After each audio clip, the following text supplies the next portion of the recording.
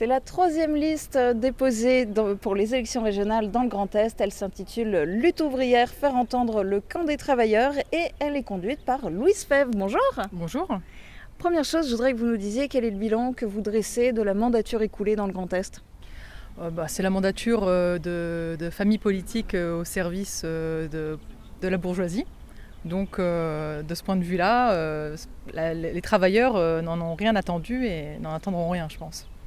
Alors vous, quels sont les axes que vous mettez en avant dans votre programme ? Alors ce qu'on met en avant dans notre programme, c'est de dire que c'est nous, le monde du travail, qui faisons tout tourner dans la société et que de ce point de vue-là, on n'a plus rien à démontrer. D'ailleurs, la crise sanitaire, on nous a appelés les essentiels, qu'on soit caissière, ouvrière, personnel soignant, enseignant, qu'on est transporté. On a continué de produire et on a fait face à tout ça. Ce qu'on dit dans ces élections, c'est que puisque c'est nous qui produisons tout, c'est à nous de diriger. Et à diriger comment ? En prenant le contrôle des entreprises et de l'économie. Donc là, il y a des problèmes très concrets qui se posent à nous. C'est le chômage et l'aggravation de la pauvreté en pleine crise économique. Parce que la crise sanitaire, elle prendra fin, la crise économique, elle s'aggrave. Donc on dit que contre le chômage, il faut répartir le travail entre tous, sans perte de salaire. Et contre l'aggravation de la pauvreté, il faut augmenter les salaires, les pensions et les allocations en les indexant sur le coût de la vie. Ça veut dire quoi ? Ça veut dire que quand les prix ils augmentent, il faut que les salaires et tout le reste augmentent aussi. Et alors dans vos projets, concrètement, quels sont ceux qui concernent directement les habitants du canton de l'arrondissement de Sarreguemines ? Je pense que les habitants de Sarreguemines ont les mêmes problèmes que ceux de Nancy, Metz, Lille, Rennes ou Marseille. Et donc ils sont comme nous, confrontés à ce que je viens de dire, le chômage et la pauvreté. Et c'est ce qu'on met en avant, nos intérêts. En fait, ce qu'on souhaite mettre en avant, c'est nos intérêts de travailleurs, c'est-à-dire nos salaires avant leurs profits, nos conditions de vie et de travail avant leurs dividendes.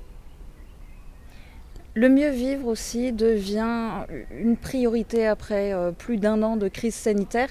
Quelles leçons le Grand Est devrait-il en tirer selon vous ? Le mieux vivre, je ne sais pas ce que ça veut dire. À vrai dire, honnêtement, nous, ce qu'on a vu dans notre milieu, dans la classe ouvrière, c'est une situation qui s'aggrave. Et on sait qu'il faudra se bagarrer et que ça dépendra de nous tous, le monde du travail, de changer l'organisation de la société. Alors qu'est-ce qu'il faut en retirer dans le Grand Est ? Le mieux vivre, c'est nous il faudra qu'on le conquérisse par des luttes sociales déterminées. Pourquoi les électeurs devraient-ils leur faire confiance ? Quel est le message que vous avez envie de leur faire passer ? Le message que j'ai envie de leur faire passer, c'est qu'on ait une liste de travailleurs et de travailleuses. Et que quand on fait partie du monde du travail, il faut voter pour des ouvriers. Et des ouvriers qui ont conscience de leurs intérêts politiques et matériels. De ne pas se laisser embarquer justement derrière des mesurettes qui nous seraient portées en éventail et qui nous détourneraient des choses les plus importantes pour nous.